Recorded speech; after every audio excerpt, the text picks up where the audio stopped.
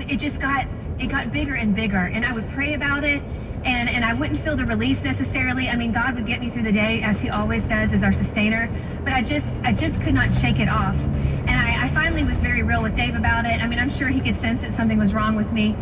And you know, there would be nights where I couldn't sleep, where I would wake up and feel physically ill, and I'd run to the bathroom, and my mind would just be spinning with lies, because that's what Satan does when he's trying to mess with us. And he sure did a number on me. He would tell me things like, Dave's gonna leave you because you probably did something wrong to feel this way anyway, and you're damaged goods now. I mean, you're not even the woman you used to be. You know, you're not fun anymore. He doesn't feel like he married the same, you know, that his wife is there anymore, so he's probably going to leave you. Oh, and you know what? You must not be a strong Christian, because no strong Christian would have anxiety or depression if they really believed. I had all these thoughts weighing on me day in, day out. And there would be nights where I would wake up and I just knew that I needed prayer. And I would wake Dave up sometimes like 3 a.m., 4 a.m. And every time I woke him up, when I know he was exhausted, I know he had to go to work really early in the morning, he never once said, you know what, Ashley, this has been going on long enough. You need to just put on your big girl pants and you need to handle this yourself. Or he never once said, you know, I'm just really tired of this. I'm exhausted. Can you just call somebody else, call your mom. Maybe she can pray with you. He never once said, you know, this is really your problem. It's not really mine.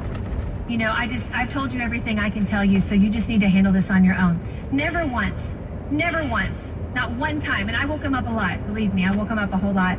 Every time I woke him up and I asked him for prayer, he would grab my hand, he would pray with me as long as it took. And these were sometimes some long prayers, and prayers full of tears from me, and a heart racing just because I could not get relief. And Dave would pray with me, and I would feel the relief come over me. And then I would sometimes say, you know, sweetie, I just so appreciate your prayers, and I understand if you want to leave me, because I would have those lies. I would have those lies in my mind. And every time he would look me straight in the face and he would say, I love you more today than I have ever loved you, even on the day that I married you, and I am staying with you. I am never leaving your side. And he would say that to me every time.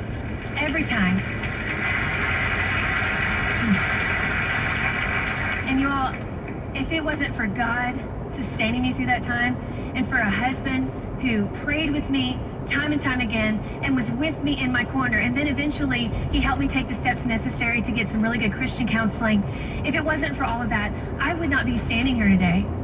It looked very bleak for me. I felt very alone before I shared it with my husband and let him come into this dark place with me and be my partner. But when I did that, everything started to change.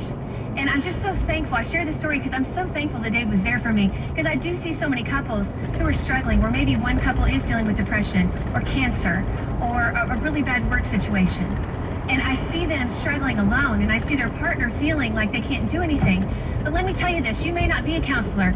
Maybe you don't know the answers, but the best thing you can do for them is get in their corner with them in that dark place and stay by their side till you're able to both walk into that light out of that dark corner.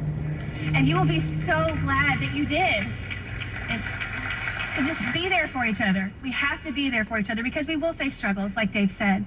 So we have to face them hand in hand. You have to face them hand in hand. And you can't always pick your struggles. But here's what you need to remember. Every struggle in your marriage, every struggle in your life is going to become a story someday. Mm-hmm. It's either going to be a story about how you got stronger, how you leaned on each other, how you grew in your faith, and how you came out stronger on the other side, or it's going to be a story about why you gave up. You know, the couples with the strongest marriages, with the happiest marriages, they aren't the ones that never had a reason to give up. They're the ones who just refused to give up through it. They refused, and they kept on going, and they kept on going, and they chose for their story to be one of victory, to be one of coming through the hard times out the other side, one where God was at the center of it all, even in the midst of something that you thought, I don't know if we're going to make it through this.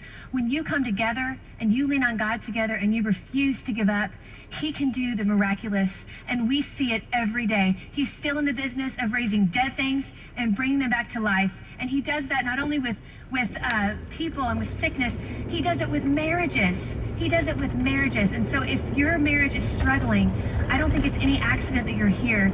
And it's just my hope and prayer that you will hear something and you will let it seep into your heart, and you will know that God wants you to stick it out, and that you have something amazing on the other side of this that you really can't even see right now, but it's something that only God can do, and He wants to do it for you in your marriage today.